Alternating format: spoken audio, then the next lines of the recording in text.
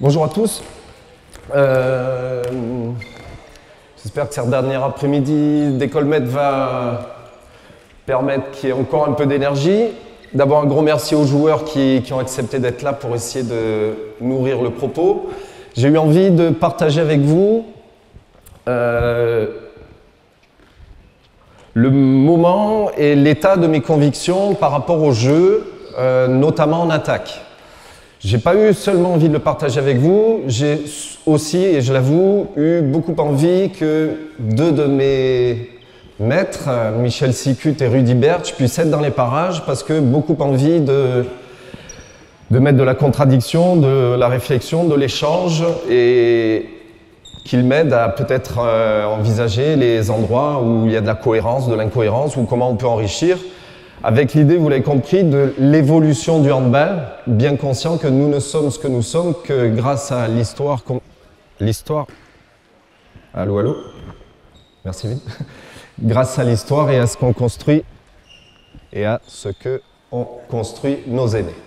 Donc un des premiers postulats ou préalables, les petits gars, si vous voulez bien, tranquillou.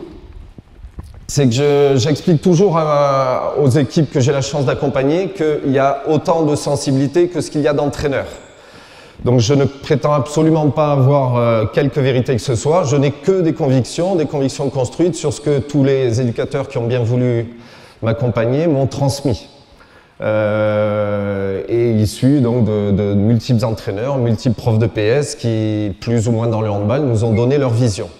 Donc moi, ce que je vais essayer de vous exposer, c'est ma vision, ma sensibilité, et j'explique toujours à mes joueurs que c'est à eux de faire leur chemin, de prendre des uns des autres pour faire leurs propres convictions et faire que ce qu'ils seront plus tard, ce soit le fruit de cette histoire avec la valeur ajoutée de leur analyse et du croisement des expériences.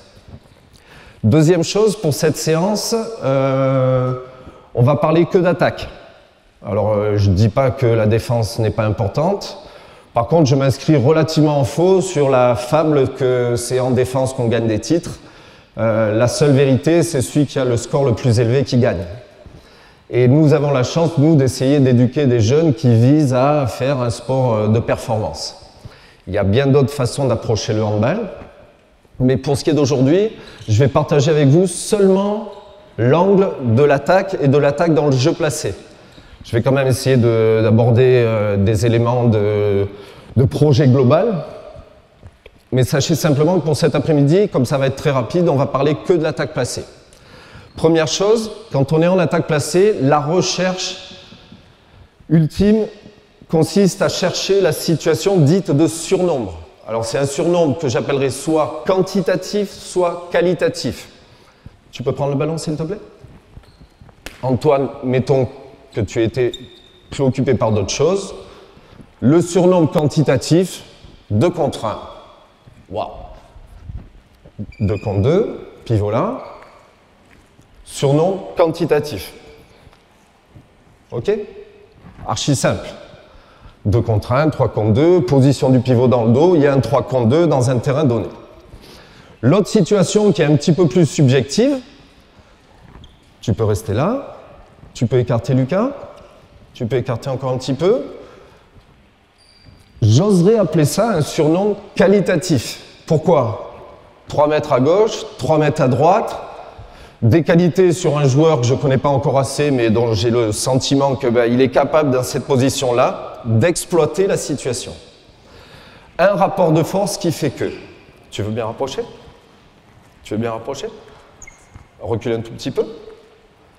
De la même manière, alors c'est encore une fois selon ce qu'on connaît du joueur, selon ce qu'on connaît de ces deux défenseurs, selon ce qu'on connaît de la relation entre ces deux attaquants, l'arrière, le pivot.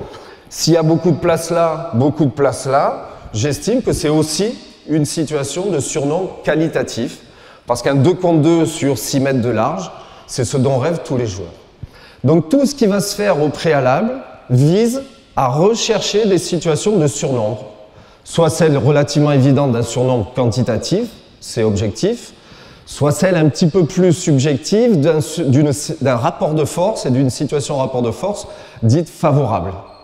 On a parfois, vous l'avez vu dans le handball un peu de ces dernières années, des grands et gros pivots qui vont se placer sur le numéro 1 en attaque. Donc l'idée, c'est un gros pivot sur des ailiers qui sont en général d'un gabarit plus modeste. Un rapport de force favorable, à mon esprit, ça évoque encore une fois ce surnombre qualitatif. Voilà. Donc tout ce qui va se passer au préalable, alors défense évidemment ambitieuse, on cherche à perturber, on cherche à récupérer le ballon, on n'attend pas, on gagne le ballon, on monte. Quoi qu'il se passe, on monte. Pas de romance et tu cours le plus vite possible vers ton poste. Je vous dis en toute sincérité, on ne cherche pas à complexifier beaucoup plus que ça la montée de balle.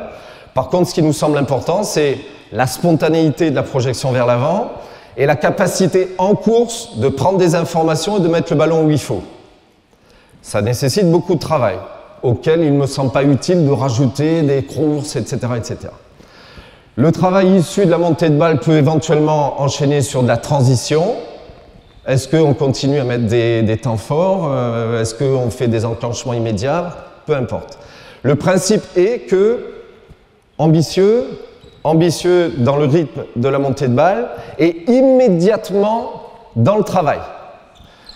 C'est-à-dire qu'à une époque, et on a parlé des règles, quand il n'y avait pas le jeu passif, quand il n'y avait pas les engagements rapides, il y avait souvent ce temps où je donne la balle à gauche, je donne la balle à droite, et qu'est-ce qu'on va faire? Je ne sais pas, il t'a dit quoi? Je vais voir.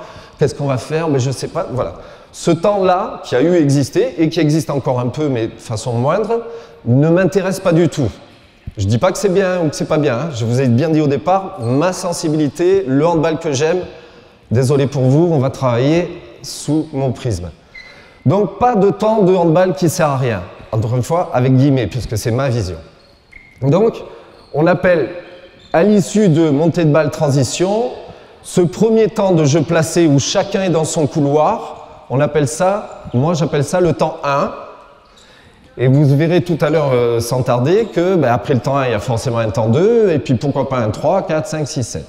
Tous les temps impairs, temps 1, temps 3, temps 5, temps 7, visent à ce que chacun soit bien placé, dans ses couloirs, et prêt à exploiter une situation ou à la prolonger ou à en créer une, mais dans ses couloirs.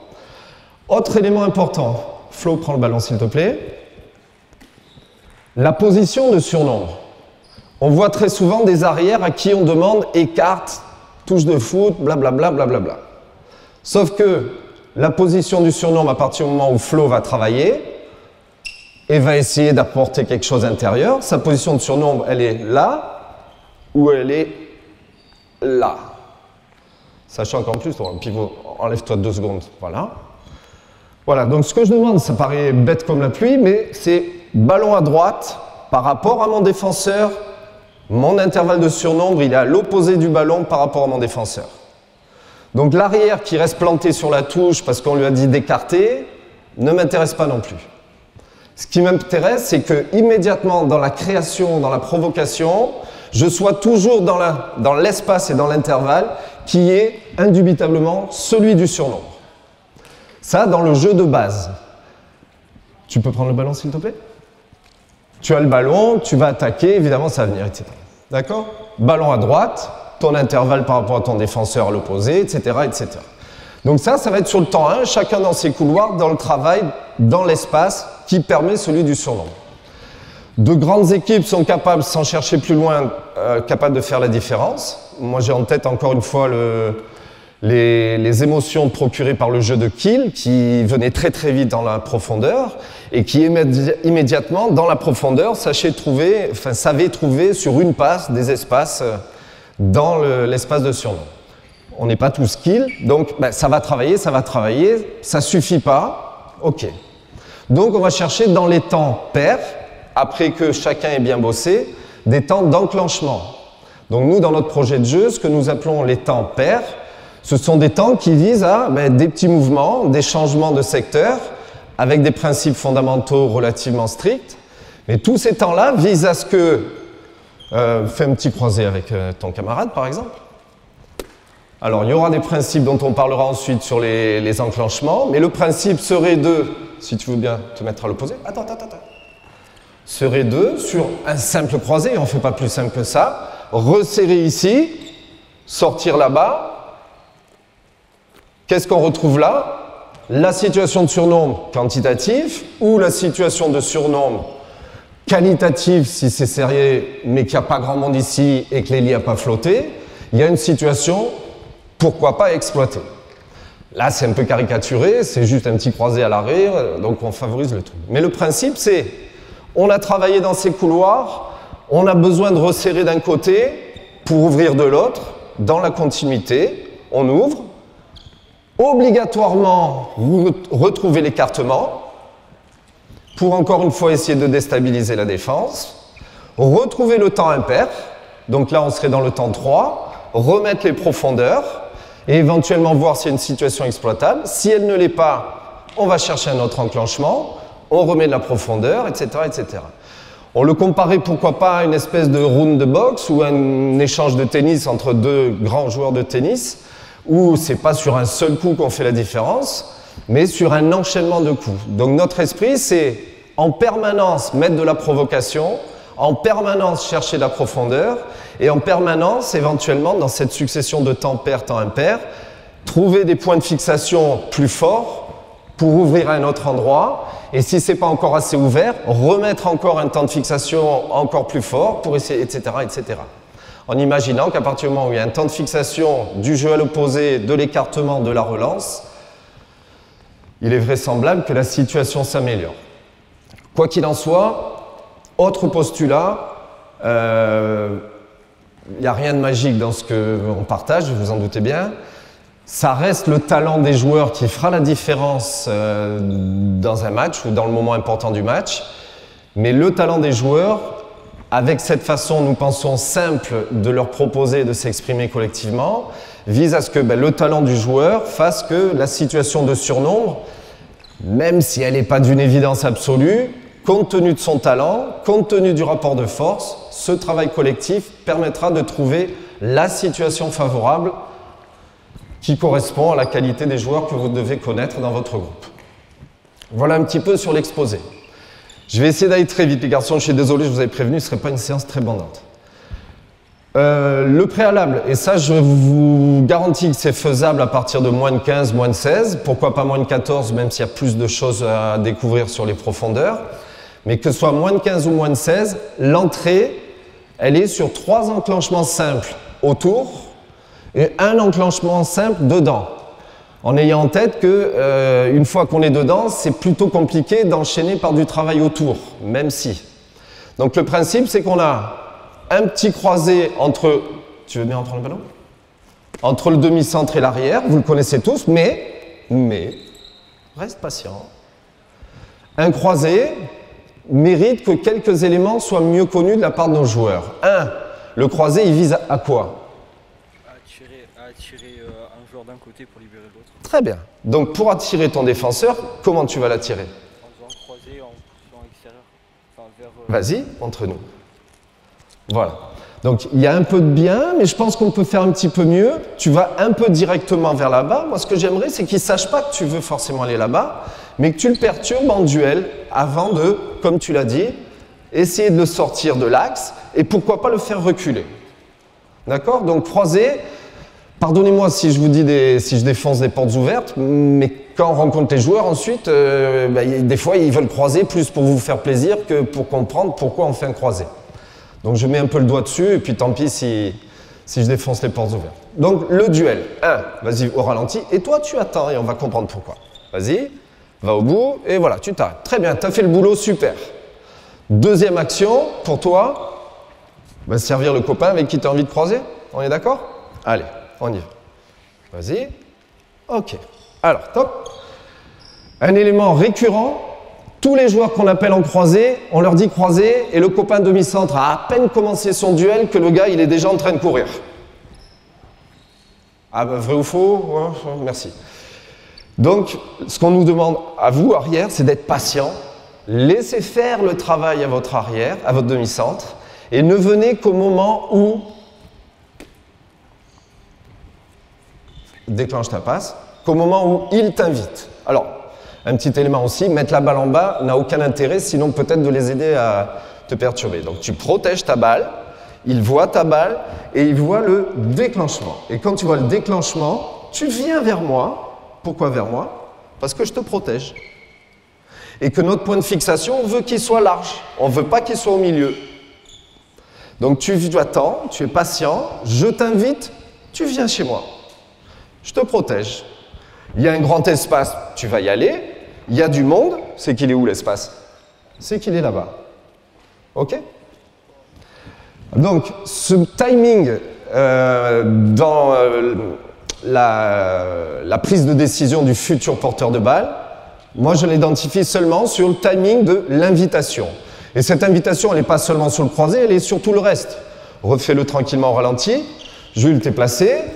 Alors attends une seconde, voilà. Jules, ballon à droite, intervalle gauche, parfait. Tu regardes, tu analyses le pivot, tu analyses tout ce que tu auras à prendre comme information, il y en a beaucoup. Le croisé, tel qu'on se l'est dit, va bien sur le point de fixation, super. Il y a du monde, donc il y en a moins là, il n'y a pas besoin de vérifier, il faudra vérifier là. Et pareil pour l'arrière opposé, je suis patient, je règle mon placement, déclenchement, je peux y aller. Déclenchement, invitation. OK? Je vais rappeler encore un élément. Donc, vous avez compris, dans ce que nous on appelle les fondamentaux, alors là on parle que d'attaque, mais ça pourrait être également la même chose pour la défense. Tu es bien placé par rapport au ballon, par rapport à ton adversaire, dans les chemins d'accès au but. 2, le timing, l'invitation. 3, tu reçois le ballon. Vas-y, tu étais bien placé, tu reçois le ballon. Avec quelle intention?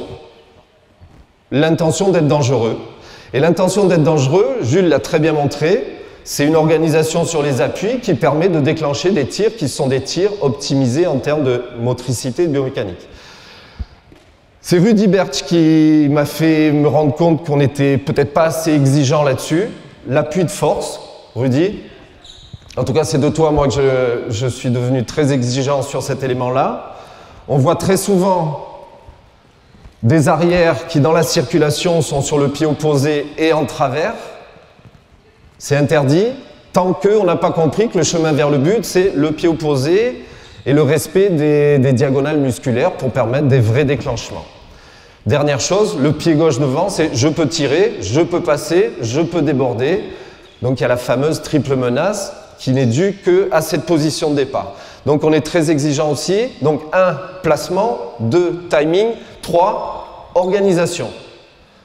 Les 3 points, les 3 portes d'entrée qui permettent d'échanger avec nos joueurs. Une situation s'est mal passée, est-ce que tu étais bien placé? Est-ce que tu es parti au bon moment? Est-ce que tu étais bien organisé? Voilà les portes d'entrée. Ces portes d'entrée, elles peuvent aussi l'être en défense, hein, c'est au cas où, mais dans l'idée que dans nos échanges avec les joueurs, on pense que des choses sont évidentes, elles ne le sont pas toujours. Donc, d'avoir comme ça identifié 3 mots pour 3 portes d'entrée, qu'elles soient en attaque ou en défense, à notre esprit, c'était aussi de répondre à la volonté de simplifier les échanges avec nos joueurs pour aider à ce que le sens apparaisse de façon plus évidente pour eux. OK? Rudy, tu veux intervenir sur cet appui de force ou... Non, parce qu'en fait, l'appui de force, c'est pas forcément déjà dans un intervalle, il est lié à l'attaque de balle. C'est-à-dire que pour moi, celui qui va réceptionner le ballon doit être dans un confort pour pouvoir soit tirer, soit manœuvrer. S'il n'est pas dans un confort, s'il n'est pas bien placé, s'il est de travers, il ne pourra jamais enchaîner sur une action forte. Donc la priorité, c'est l'attaque de balle. Plus le niveau est élevé, plus la qualité des passes est importante, plus on peut combiner tout en même temps. Mais dans un premier temps, le travail d'appui, d'ailleurs, même à haut niveau, il se fait souvent sur une passe qu'on se fait à soi-même. Il se fait sur un dribble. La majorité des joueurs de niveau international reçoivent le ballon. Ceux qui sont les créateurs de jeu se le donnent eux-mêmes, souvent. Souviens-toi de l'atout, dribble. Le Croate qui était demi-centre, souvent sur un dribble. Lentement, et après, même Nikola Karabatic, c'est souvent sur un dribble.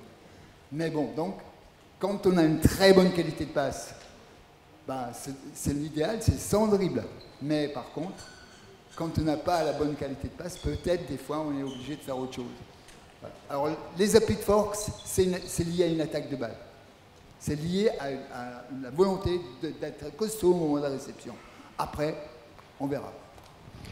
Ok, alors dans mon esprit Rudy, malgré tout, oui, être en confort moteur, mais j'ai traduit que le confort moteur pour un tireur, c'est quand même le pied opposé au ballon pour éjecter le ballon avec le plus de force et de précision. En ayant bien en tête que de grands joueurs sont capables de le faire à l'amble, etc., etc. Mais il y a d'abord beaucoup de travail. Alors, le croisé, principes fondamentaux, je vous les ai exposés. Donc, c'est un croisé avec le ballon vers l'intérieur. Deuxième enclenchement, c'est toi qui vas engager. Alors, on va le faire plutôt avec un droitier à gauche, parce que droitier à droite, c'est moins simple. Tu m'en veux pas. C'est toi qui vas engager le duel. Et toi, tu vas croiser derrière lui. Ok, donc on a un croisé vers l'intérieur, on a un croisé vers l'extérieur, que dans notre petit langage familier, on appelle asna, ne me demandez pas pourquoi. Et ce asna, il permet de mettre le ballon plutôt extérieur, avec différentes sorties. Je ne suis pas sûr qu'on ait le temps de le faire là, mais je vais le faire très vite. Alors on appelle asna 1 plutôt la volonté d'aller vers l'extérieur, en ayant quand même une attention sur le pivot qui traîne entre le 2 et le 3. Asna 1. Le asna 2, c'est l'ailier qui revient intérieur avec un pivot qui est un peu plus central pour créer, encore une fois, du point de fixation ici et retrouver de l'espace là-bas. Et le asna 3, c'est à force qu'ils se rendent compte qu'on fait quelque chose ici, on fait semblant et la balle va direct. Voilà. Pour l'entrée, moins de 14, moins de 15, moins de 16, quand on n'a pas encore eu le temps de faire tout ce qu'on va dire après, on se contente du asna 1 qui est d'un croisé avec ballon vers l'extérieur. Troisième enclenchement autour, et ça sera le dernier, ce qu'on appelle yugo, mais qu'à une époque on appelait rotation, un pivot plutôt central, tu vas quand même dans la profondeur, tu donnes ta balle d'un côté, tu croises sans ballon avec un joueur donc qui revient intérieur mais sans ballon, mais avec l'idée que ça va se faire avec plus de force, plus de vitesse, plus de profondeur, peut-être des caractéristiques spéciales d'arrière gauche capable de plus prendre des tirs, notamment sur des défenses qui, vous l'avez vu, sont de plus en plus majoritairement en 0,6, donc qui permettent quand même des grandes courses dans le secteur central. Voilà les trois enclenchements autour, et on finit par le dernier, la rentrée d'un arrière simple. Alors pourquoi un arrière? Ça pourrait être un ailier, mais l'idée c'est qu'on garde l'ailier à son poste, c'est peut-être mieux que d'avoir un arrière qui équilibre, mais il n'y a pas de souci selon les joueurs que vous avez. Mais le principe simple, c'est ballon à toi. Tu vas travailler comme toujours parce qu'il y a ce désir de créer, de mettre de la profondeur. Tu as travaillé, il y a du monde, tu joues sur ton demi-centre et tu rentres. Le demi-centre, attends une seconde. Comme le ballon était à droite, tu étais... Non, ballon à droite, ton défenseur, tu es à gauche. Ton défenseur est là, donc tu es dans l'intervalle qui te permet de voir la lumière. D'accord? J'ai travaillé, j'ai fait venir, je te donne et je rentre. Évidemment qu'il ne va pas te laisser approcher, mais il va quand même être attiré. C'est pour ça que je te demande, moi, de rester central dans un premier temps et pas de partir avec la balle comme le font certains. Tu le fixes, tu ouvres des couloirs et tu joues pour ton arrière. Et qu'est-ce que tu fais maintenant? Très très vite, où est-ce qu'il y a de la lumière? Et puis lui, il ne sait pas. Le ballon va là, toi tu vas là, il t'accompagne. Ça veut dire qu'il est plutôt homme à homme. On va réfléchir à ça peut-être une autre fois. Tu reçois la balle. L'idée... Il y a déjà des ouvertures, mais on veut les renforcer. Donc, tu as une course qui écarte et tu viens de travailler sur ce 2 contre 2. De façon sincère, avec vraiment une envie. Sortie diag, sortie demi qui a écarté, sortie en poste s'il n'y a pas la diag, sortie au corner s'il y a besoin, sortie pour toi s'il y a beaucoup d'air. Ok? Voilà. Donc en 4 enclenchements, on peut déjà avoir un petit projet de jeu qui permet d'enchaîner au moins 4, 5, 6 temps autour, un croisé, elle va à l'opposé, un asna, elle va à l'opposé, un yugo, elle va à l'opposé. Ça fait quand même 20-25 secondes qu'on attaque, c'est quand même déjà remarquable. Et bien, comme les arbitres commencent un peu à s'inquiéter du temps, et bien, si jamais il y en a besoin, on finira par la rentrée d'arrière d'un côté ou de l'autre. Voilà exposé à peu près l'ensemble de ce qui peut être, comme c'est écrit, ou comme ça l'était tout à l'heure, la base d'un projet de jeu offensif, la base. Au-delà de ça, on peut rajouter des enclenchements. Au-delà de ça, quand vous avez une équipe avec qui vous commencez à prendre confiance et plaisir, on rajoute des coups, donc qui sont plus des combinaisons où on cherche vraiment une sortie assez spécifique parce qu'on a besoin d'un but. Voilà, fin de mi-temps, money time, on a besoin absolument d'un but, bim, on glisse un petit coup. Voilà, donc nous, après, on rajoute des Espagnols, bref, peu importe. Vous prenez un ballon pour 3, et pendant un petit moment, vous allez travailler sur la largeur, face à un but. On prend tout le terrain. N'hésitez pas, s'il y a des questions, le temps qui se place, le temps qui se prépare, ça peut être le moment éventuellement. Un ballon pour 3, vous vous placez comme un arrière, un demi-centre et un autre arrière face au but, et chaque trio se met l'un derrière l'autre. Antoine, tu peux prendre l'autre demi-terrain avec tes partenaires. Si ce n'est pas un multiple de 3, c'est pas grave, on garde 3 joueurs et vous faites tourner un joueur. Voilà, restez là, Baptiste. Voilà, tu peux travailler entre 6 et 9 ou dans les 6, peu importe. Vous travaillez là. Orientez-vous de l'autre côté. Voilà. Lucas, à proximité des 9. Vous êtes un partenaire? Ok. Pendant un petit moment, vous allez essayer de respecter juste ce qu'on s'est dit, à vide, sans repère défensif. Donc à vous de faire un petit peu l'effort.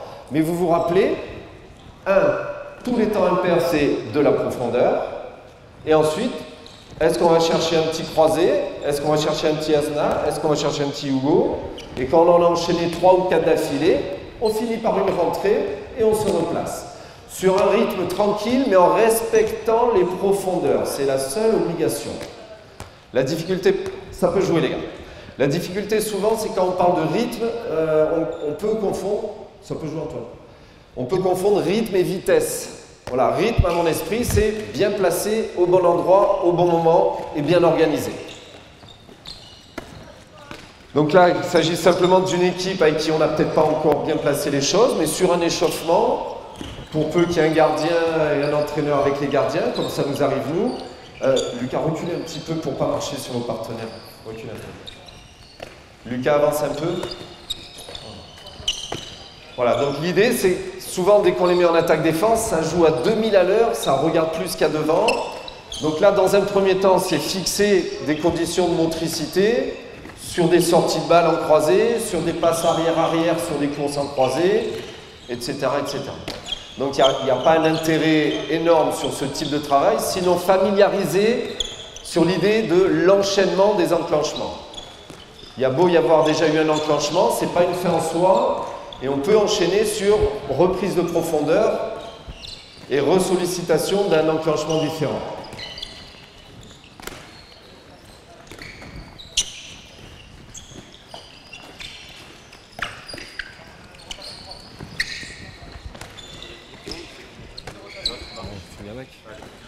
Quelle épine.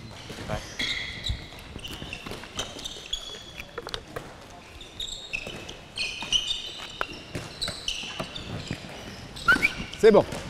Les gardiens, Yannick, merci beaucoup. Yannick, Jérôme, merci beaucoup Yannick. De ce côté, les joueurs, vous prenez un ballon chacun dans la zone possible.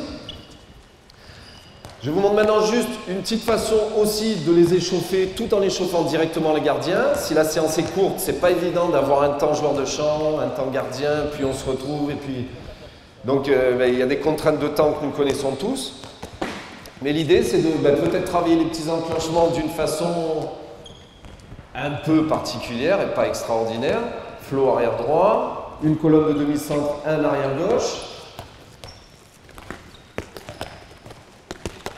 Donc là, on va en même temps, retravailler sur un enclenchement. Alors l'un, l'autre ou le troisième, peu importe. Là, on va faire le croisé très rapidement. Mais je veux juste vous montrer qu'on peut, dès l'échauffement, travailler les principes tout en étant vigilant à ce qu'on s'est dit. Est-ce que le demi-centre fait bien son duel? Alors pour l'instant, on est à vide. Mais l'entraîneur peut se placer là. Il peut aussi placer un des joueurs sur une position défensive. On peut en mettre un deuxième, etc. etc. Pour l'instant, on va le faire à vide pour en même temps échauffer les gardiens. Jérôme, je crois que vous êtes déjà un petit peu chaud et c'est pas que la température de la pièce. Donc on fait tous les tirs libres en bas, progressivement, tranquillement. Le croisé se fait que à gauche, les sorties se font que à droite, pas de défenseur pour le moment. Dernière chose, je suis un peu aussi psychorigide sur quand je croise à gauche, profondeur obligatoire sur le dernier pas, c'est ce qui mène le point de fixation. S'il n'y a pas la profondeur, c'est qu'il n'y a pas de croisé. Et quand je croise à gauche, c'est main gauche, pour qu'il puisse détecter le temps de déclenchement et surtout éviter la passe dans le dos un peu magique qui fait plaisir, mais surtout qu'il le ramène déjà intérieur. Donc j'oblige, croisé gauche, main gauche, et tant que tu n'es pas à l'aise, tu seras obligé avec moi de faire croisé gauche, main gauche. Main gauche, temps de déclenchement, maintien extérieur de ta position. Ok? Sortie propre à l'opposé, profondeur, tir libre en bas. Chacun prend la place de celui à qui il a donné le ballon. Allez, c'est parti. Le petit duel, le signal. N'oublie pas que descendre la balle ne sert à rien, sinon à te perturber. Voilà. On enchaîne, Lucas? Qu'est-ce qu'on attend? C'est parti, Baptiste. Voilà, donc toujours l'idée que, également, qu'on peut se tromper, on peut faire des choses qui ne correspondent pas forcément à la réalité d'un match. Mais ce qui compte le plus, c'est le rythme. Voilà, ne pas perdre de temps. Là, ils sont peut-être le nombre un peu limite pour le faire sur 2 buts. Mais dès que le nombre est un peu trop important, 2 buts, le plus important, c'est l'activité. Voilà, c'est pas qu'ils aient fait le croisé exactement comme je crois. Le plus important, c'est qu'ils sortent de l'entraînement en ayant fait des tirs, en ayant transpiré, en ayant pris du plaisir. Donc là, on est un peu exigeant sur là, ne perd pas de temps, c'est parti, on enchaîne, qu'est-ce qu'on attend? Voilà. Deuxième chose, ça peut être un échauffement, mais ça peut devenir... Attends une seconde. On va garder un défenseur, par exemple. Et là, vous allez faire un petit effort juste d'imagination. Dans un premier temps, ce défenseur, le tireur va chaque fois le remplacer. Mais le défenseur, on peut l'obliger à être loin pour avoir des tirs extérieurs. On peut l'obliger à être près pour avoir des tirs à travers. On peut l'obliger à être haut pour avoir des duels. Voilà, donc à partir d'une situation à vide qui sert surtout à vous identifier les principes de motricité auxquels je suis assez attaché, il y a ensuite une situation de base où chacun passe à chaque poste, et ça m'intéresse aussi en termes de polyvalence et en termes de compréhension que quand je suis arrière droit, je comprends ce que fait l'arrière gauche, etc., etc. Et donc à vous ensuite d'aménager à la sortie du point de fixation. L'intention première, rappelez-vous, c'est l'exploitation d'un espace en surnombre quantitatif ou en surnombre qualitatif.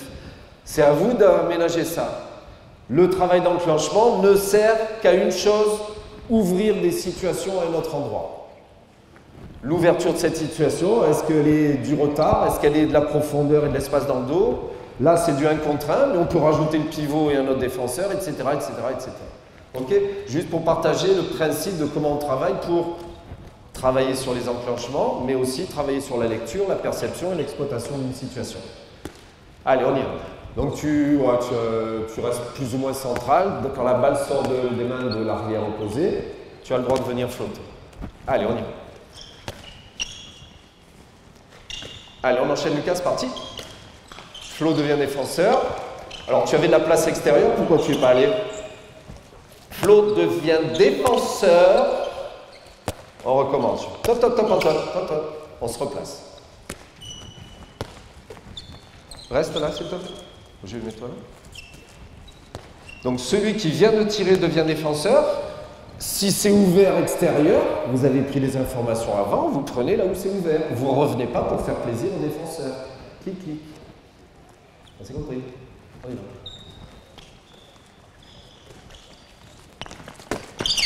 Voilà, très bien. Maintenant, les défenses. Tu défends, Jules? On va en garder deux. Jules, tu en doubles une. Jules, tu en doubles une, s'il te plaît. Et toi, tu défends juste après lui. Allez, on y va battre.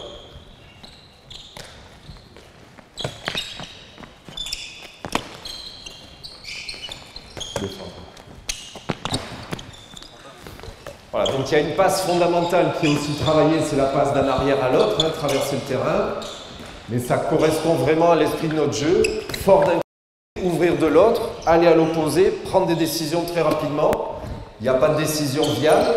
On travaille aussi beaucoup sur patience, c'est-à-dire accepter qu'avec le temps et le travail collectif, la situation va devenir plus confortable. Il faut un petit peu lutter avec des joueurs qui ont envie parfois de prendre des décisions un peu rapides et un peu intempestives. Jules, attends une seconde. Alors, juste pour exemple, Flo, on va venir par là. Tu peux rester, Bruno? Bruno, s'il te plaît. Voilà. Donc, tout d'un coup, la situation peut devenir ce fameux. Reste en place. Ce fameux surnom qualitatif. On va avoir un 2 contre 2 sur beaucoup d'espace, mais je peux aussi obliger une certaine forme de retard, ou je peux t'obliger à être en position de pompe. tu attaques, et tant que la main n'est pas sortie des mains de l'arrière, la balle n'est pas sortie des mains de l'arrière gauche, tu es obligé de rester. Toi, tu es dispo pour la diag, donc si top, top, il est dispo pour la diag. Donc toi, tu dois l'empêcher d'être dispo. Regarde la diag, c'est ça une diag. T'es d'accord? Il peut jouer avec lui ou pas? Ah, c'est lui le pivot? Oui, c'est le pivot Bruno. Donc toi, tu es obligé un peu de l'empêcher puisque tu es seul contre deux. Donc tu poses ta main dessus, d'accord? Tranquillement. Jules, la diag n'est pas propre, la balle sort opposée, ça se lève, toi tu fais ton travail de pive et on a une situation qui est plutôt intéressante. Ok? Voilà, donc d'une situation vraiment archi simple, ici vous pouvez donner des niveaux de complexité importants dans la relation arrière-pivot, dans la relation arrière-défenseur, dans la relation arrière-ailier et dans la relation arrière-pivot-ailier, où on se retrouve sur du 3 contre 3. Ok? On laisse tomber ça, une colonne d'arrière gauche, un demi-centre, une colonne d'arrière droit. Donc là, je vous envoie juste une dernière sur comment on peut faire exactement la même chose sur ce qu'on a appelé le croisé arrière demi. On va juste rajouter un ailier droit, Jules. Voilà, on finit juste sur du décalage. Soyez, venez. On va faire 2 ateliers, tu as raison. Flo, tu es demi-centre de ce côté, tu travailles à droite. Tu es demi-centre de ce côté, tu travailles à gauche. On rajoute un ailier gauche, Antoine. Ce qui serait intéressant, c'est qu'il y ait quand même un numéro 2 défenseur. Alors, le croisé arrière-ailier est quand même beaucoup plus compliqué pour l'arrière. Parce qu'il doit en même temps faire preuve de sincérité dans son duel, tout en sortant un ballon à quelqu'un qui vient un peu dans mon dos, tout en étant attentif à ce qu'il y a. Donc il faut le reconnaître, un peu plus difficile en termes de motricité, mais c'est pourquoi je demande obligatoirement qu'un défenseur soit présent sur le temps premier de fixation. Donc il y a un vrai duel à mener sur un défenseur qui joue le jeu, évidemment. Le demi-centre attend son timing et accélère dans la prise de balle, et décale soit son ailier, soit pivot si ce n'est pas un ailier. D'accord? Tu auras toujours un partenaire ici qui sera soit à l'aile, soit pivot. Et en fonction de votre poste, vous vous mettez au poste qui est le vôtre, le plus préférentiel. Est-ce que vous préférez être à l'aile? Est-ce que vous préférez être pivot? Tir libre, Jérôme? T'es chaud? Ok, tir libre. Un coup à gauche, un coup à droite. Allez, c'est parti, à gauche. Pensez, le duel. La sincérité, qualité de sortie. Très bien. Tu prends la place. Toi, tu deviens demi. Et celui qui a tiré remplace le défenseur, Antoine. Ok. Jules remplace défense. Lucas, demi-centre. Arrière d'un côté ou de l'autre. Voilà. Donc encore une fois, une petite situation qui peut être une situation d'échauffement, mais qui a du sens par rapport au principe que vous voulez fixer, dans la confiance, dans la motricité, que les joueurs puissent prendre confiance en eux, dans leur qualité de sortie.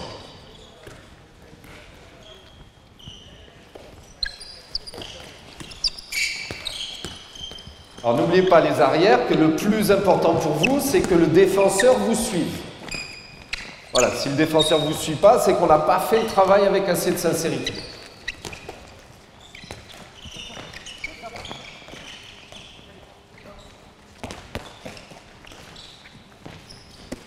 Top, c'est bon. Une colonne de demi-centre, un arrière droit et un arrière gauche. On passe très très vite juste pour vous finir une dernière situation avec l'idée de l'enchaînement des enclenchements. Une colonne de demi, un arrière droit, un arrière gauche. Eric, tu veux que je fasse une petite intervention?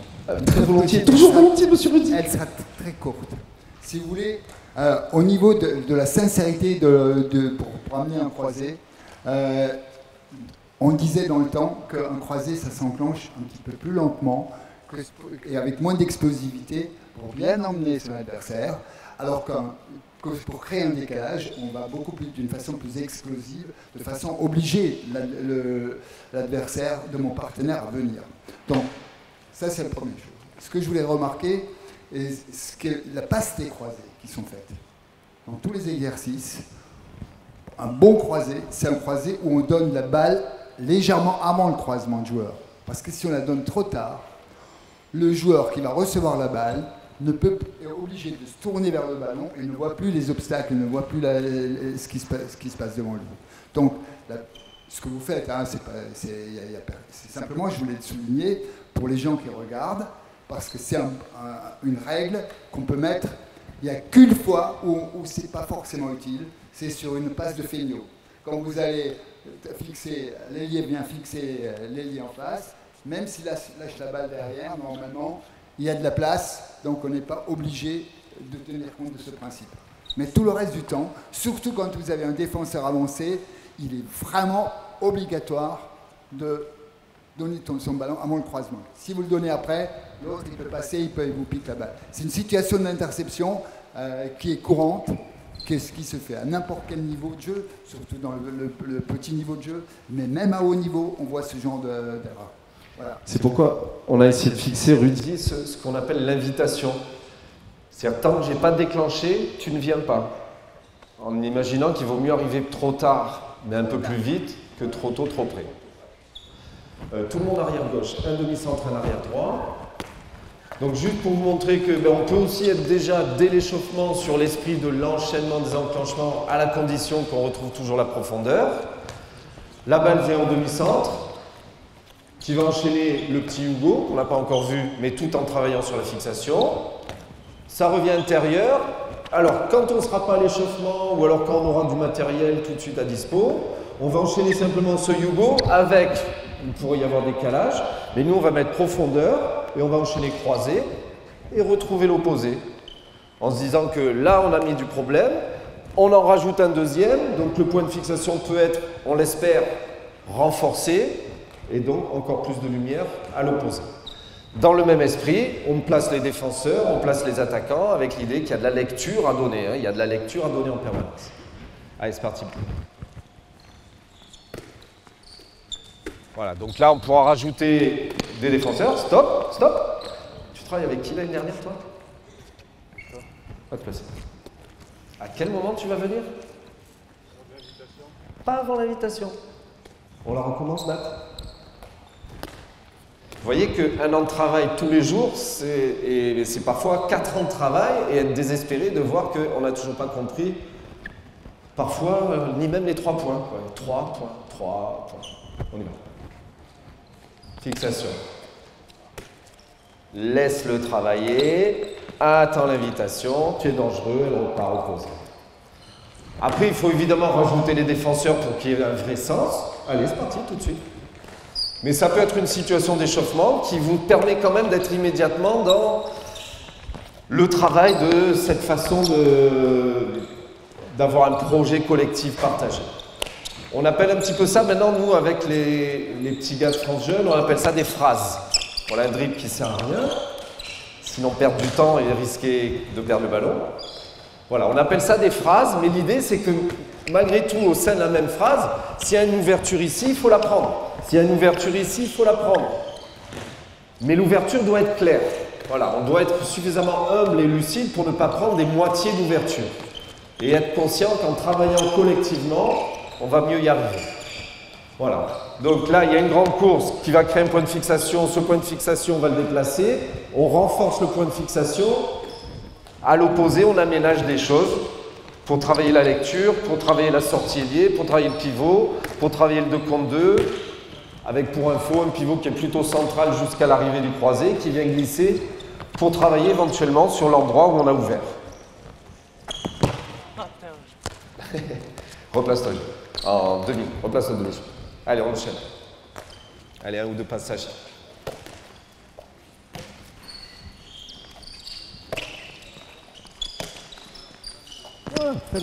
Voilà, donc il y a peu de joueurs avec qui je travaille habituellement, mais vous voyez que même sans habitude, ils sont quand même très vite éclairés des intentions qu'on essaie de développer. Un petit coup à voir si vous voulez rapidement, les gars. S'il y a quelques questions-réponses rapidement là-dessus, maintenant, parce qu'on va passer sur les 15-20 dernières minutes avec Rudy sur plutôt des savoir-faire individuels, parce qu'il m'intéresse d'entendre Rudy. Encore une fois, je vous avais dit, les joueurs qui sont passés dans ses mains ont une motricité vraiment remarquable en termes de vitesse, explosivité et relâchement surtout. Donc il a beaucoup de conseils à nous donner sur le travail des mains, comment on peut aider à améliorer la dissociation de la main par rapport au bras, des leviers, etc. Donc il m'intéresse de voir et d'entendre Rudy partager ça avec nous tous. Ouais, alors si vous voulez, quand ce qu'on vous a exposé, c'est un projet de jeu. Mais vous avez remarqué que par contre, il y avait des conduites individuelles qui se font parce qu'il n'y a pas d'adversaire. Notamment dans cette course de ciseaux, de croisée, comme si vous voulez, où le joueur vient à toute vitesse, mais il reçoit le ballon à l'intérieur de 9 mètres. Or ça, dans le match ou dans le jeu, ça n'existera pratiquement jamais. Donc il va être obligé de prendre des informations sur le défenseur et sur l'action de la défense pour pouvoir réguler sa course, pour après mettre le temps fort. D'accord ? Donc ça, je le souligne pour les gens qui regardent, de façon à ce qu'ils sachent qu'il y a une suite à ça.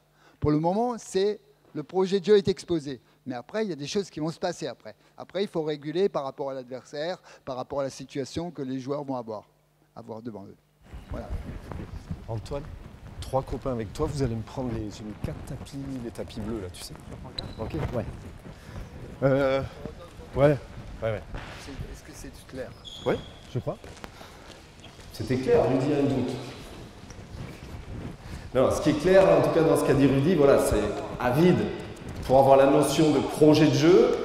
Mais dans le projet de jeu, il y a en permanence la notion de lecture, de perception, de savoir exploiter le moment où la situation est a priori la plus favorable. On passe juste un peu à autre chose, donc juste vous montrer comment on a travaillé un petit peu la motricité sur les duels. Vous les posez là, Bruno, juste au centre. Donc, un défenseur à 9 avec ton ballon, Flo. Lucas devant lui de 3 mètres, que je joue ici. Un joueur ici avec son ballon. Tous les autres, vous attendez d'un côté et on fait la même chose à droite.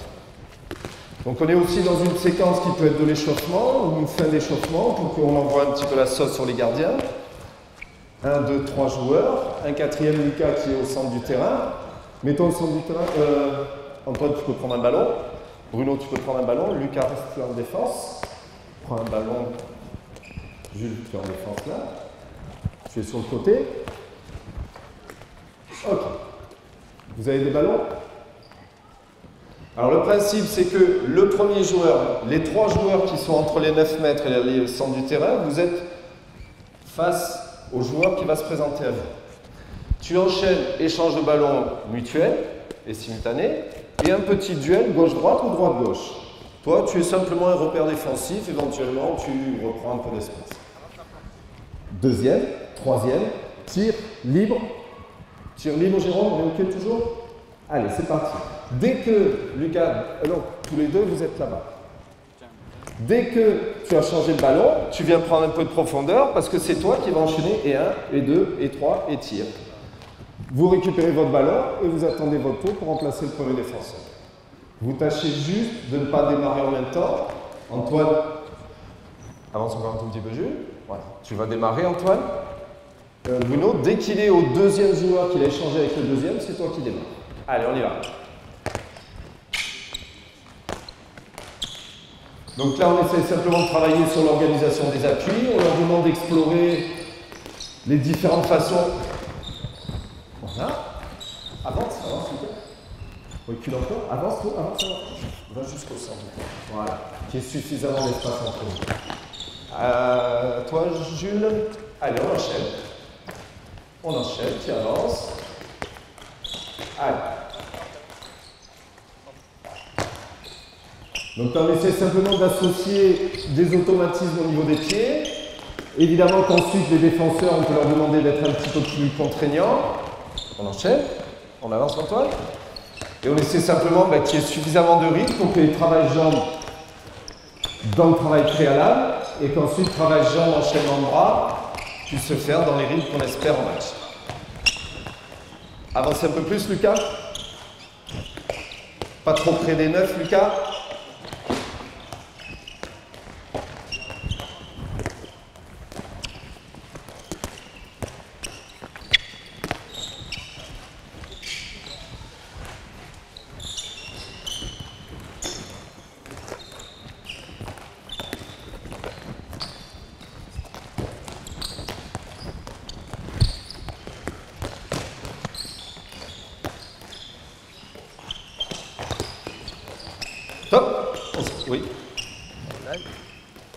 Si vous voulez, là, il y a un truc très favorable, c'est que ce que j'ai dit tout à l'heure, il n'y a aucun problème d'attaque de balle. Parce que le ballon vient de devant. Donc c'est comme s'il venait d'un dribble. Par contre, comme les espaces sont extrêmement réduits, il est très difficile de placer les appuis en position pour pouvoir déclencher un tir. Donc pour les avoir légèrement décalés, ben, peut-être qu'il faudra augmenter les espaces pour voir ce que ça donne. Ouais. On va essayer sur la situation d'après. On met 4 ateliers, les gars. Avant de mettre les 4 ateliers, on va juste vous faire travailler un petit truc. Un groupe derrière Antoine qui va de la touche à Antoine. Baptiste, un groupe derrière toi qui va de toi à la touche. Vous avez tous votre ballon.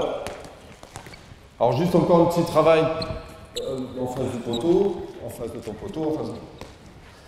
Vous allez juste vous entrecroiser.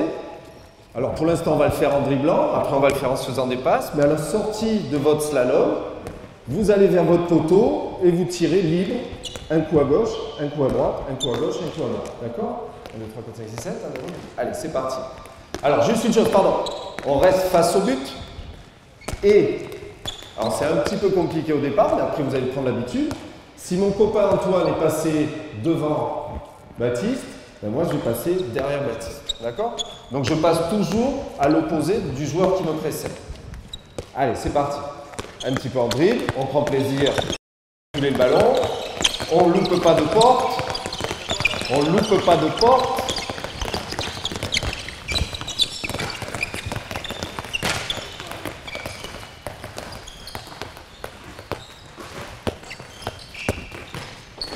Voilà, donc là on est allô, allô.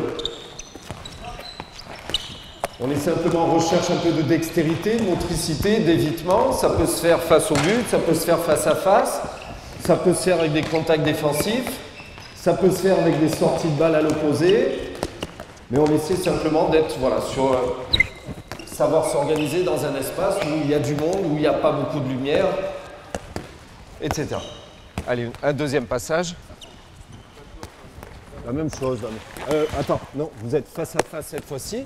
Par contre, tu as ballon main gauche, ballon main gauche. Changer la malle, tout en faisant le slalom. Ok? Allez. Alors, en prenant un peu plus d'espace. Voilà, là, on essaie d'associer simplement du slalom, de l'évitement, de la manipulation de balle. Ils n'en ont pas encore trop l'habitude, mais dès qu'ils en ont fait 2 ou 3 expériences, en général, c'est beaucoup plus fluide.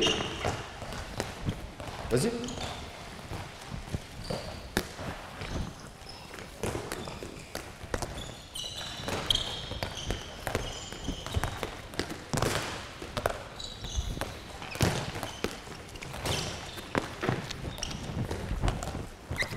Allez, on récupère, on se met en 2 colonnes.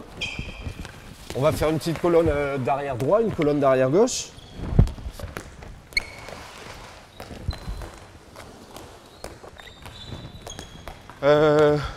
Vous avez un partenaire en demi-centre ici, un partenaire en demi-centre là, Antoine.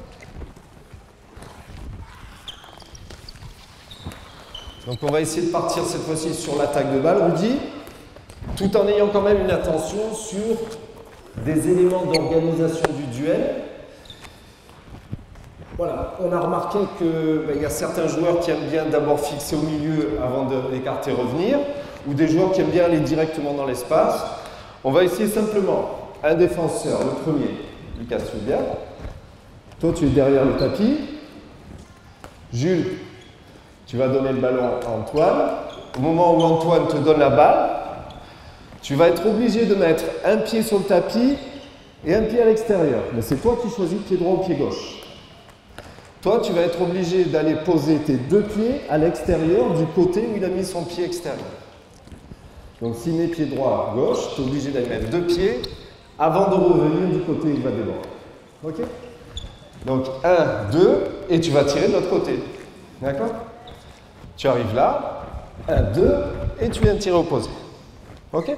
Mais tu as le choix de ton côté, lui il ne le sait pas encore. C'est sur la passe d'Antoine que tu vas t'engager pour aller faire 1, 2 et changer d'intervalle. Chacun son tour. Dès que tu as tiré, tu remplaces lui. Allez.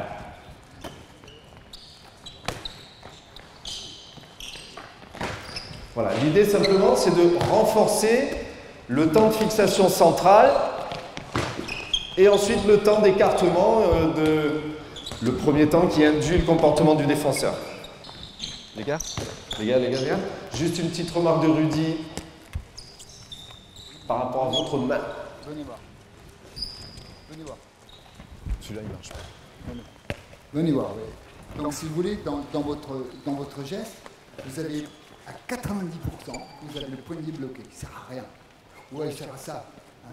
Mais à un moment donné, pour donner de la vitesse, le poignet, c'est comme une lanière de four. Et à un moment donné, il faut qu'il passe par une ouverture. Et après, ça revient.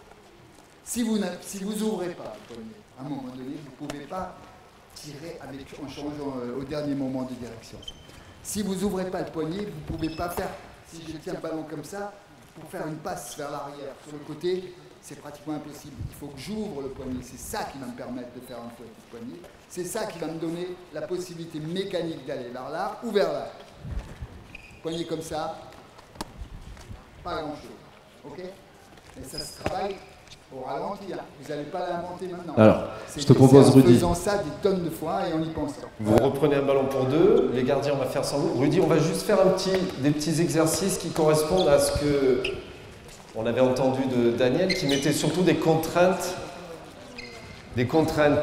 d'organisation qui obligent à aller chercher de l'énergie du trajet de ballon. Vous êtes face à face, un ballon pour deux, il n'y a plus de tir pour le moment. On prend un écart qui correspondrait à ce que serait un terrain de tennis, vous l'imaginez, là, vous êtes à 2-3 mètres de la ligne de touche, face à face.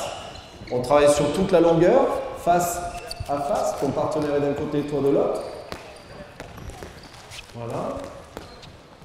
Vous êtes pour l'instant en équilibre au fessier. Et vous allez essayer de vous faire des passes les plus précises possibles. Donc Rudy, moi mon principe, c'était celui que Daniel nous avait donné, d'essayer de mettre des contraintes d'organisation qui obligent mon corps à aller chercher les forces. Exactement. Alors, ils le font ou ils le font pas. S'ils le font pas, tu vois, avec un milieu avec eux. D'ailleurs, après, tu les mets dans une situation, ils sont obligés de donner la balle derrière eux. Exact. Mais moi, je fais ça, hein. Je vais te dire un truc. Hein.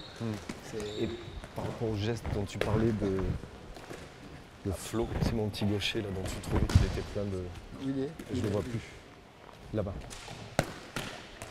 Voilà, donc là, le principe, alors Rudy a l'air de... Enfin, valide, on va dire, la façon de travailler. L'idée, et Flo, je te demande d'être attentif, parce que Rudy a tout de suite réagi à ta forme de geste et de tir, dont on a beaucoup parlé l'année dernière, c'est de rendre le geste le plus simple possible, le plus pur possible. Et là, le principe qu'on m'a appris, donc, c'est de leur mettre des contraintes qui obligent à... je vais chercher qu'est-ce qui va me permettre d'être le plus efficace pour faire une passe qui n'est pas évidente.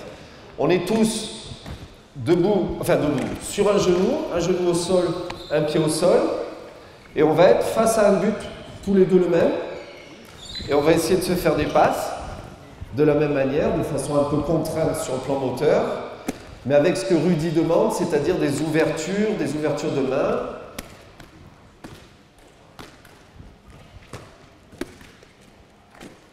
Rudy, le fait qu'il soit gaucher, mais là il joue de la main droite. Non, après il peut aussi travailler comme ça. Ouais. Voilà, donc le principe là, c'est d'essayer de modifier les angles, contraindre, éloigner éventuellement s'il y a besoin. On va faire la même chose en s'éloignant un peu, les gars. Par contre, on va être en proprio sur un appui. On va essayer, tout en étant orienté vers le but, d'engager une motricité qui permette que le ballon arrive quand même à destination. En réfléchissant bien, les gars, à ce qu'a proposé Rudy, l'ouverture de main qui va vous permettre de mieux fouetter la balle et de donner une accélération peut-être plus sensible. Juste des petites réflexions de Rudy qui n'ose pas ou qui pense peut-être pas que c'est si important, mais il ne sait pas que nous, on n'entend pas ce qu'il dit au quotidien. Et ce qu'il dit nous est très précieux. Quelques précisions. Si, c'est sûr. Tiens. Bon, je ne sais pas si c'est précieux, mais c'est des sensations que j'ai. C'est-à-dire que au niveau de la... Plus le poignet, plus vous êtes organisé de cette façon-là, avec un poignet déjà légèrement ouvert, Vous pouvez donner le ballon dans toutes les directions. Vous pouvez donner là, là, là, et vous pouvez donner derrière. Il n'y a aucun problème. Ça s'appelle être disponible. Après, au niveau du tir, moi, je préconise une réception à deux mains où on va utiliser, on va caler le ballon correctement. Au moins dans l'attaque placée. Je ne dis pas qu'il ne faut pas attraper le ballon à une main. Mais avant un duel, pour être costaud ou avant un tir, ben, la réception à deux mains permet de placer le ballon correctement. Et pour tous les shoots de haut niveau, regardez au ralenti, il y a toujours ouvert, au moment du déclenchement une ouverture de la main. Vous regardez le positionnement, même des photos, il y a cette ouverture. Si vous êtes là, vous tirez comme quelqu'un qui n'a pas de main. Et là, la lecture du tir pour le gardien devient facile. Ce qui fait la différence, c'est ce que vous allez faire à la fin du geste avec les doigts et avec la main. Et le fouetté que vous allez placer, qui va jouer comme la lanière d'un fouet. Et dernier élément, Rudy, que tu as précisé, c'est ce trajet de préparation que tu estimes devoir être relativement court. Oui, alors le trajet de préparation, alors il y a des armées, l'armée par en dessous, j'ai rien contre, mais il faut être capable d'armer le plus précisément possible, le plus vite possible. Si vous travaillez par exemple sur des balles prises en kung-fu, à 9 mètres 50, vous prenez la balle en l'air, vous n'avez pas le temps de faire ça. Vous faites armer, pam, ça part. Vous regardez jouer à vide, comme quand il reçoit une belle passe, il fait ça. Donc il faut absolument écourter le temps de préparation. C'est un acte tactique, c'est pas un lancer de javelot. Hein. Donc il faut surprendre l'adversaire. On va finir juste par une petite séquence comme si vous étiez en train de travailler autour d'une défense. Prise de balle, donc attaque du ballon, placer la balle, ouvrir la main, renvoyer avec votre partenaire. Juste pour avoir des sensations qui correspondent aux conseils donnés par Rudy. Ok? On va vers le but, tout de suite prêt, et travail de la main en ouverture, finition. Allez, 4-5 passes chacun, juste pour voir le travail de cette main, tout de suite placée. Soyez vraiment concentrés sur votre main. Est-ce qu'elle est un peu ouverte et est-ce qu'elle finit bien?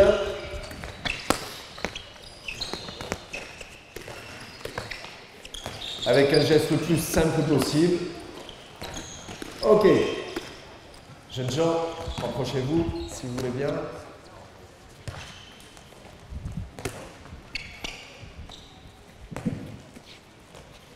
Voilà, juste remercier nos jeunes gens qui, avec ce temps-là, quand même font l'effort d'une séance pas géniale à vivre. Mais en comptant sur vous pour emmagasiner quelques infos.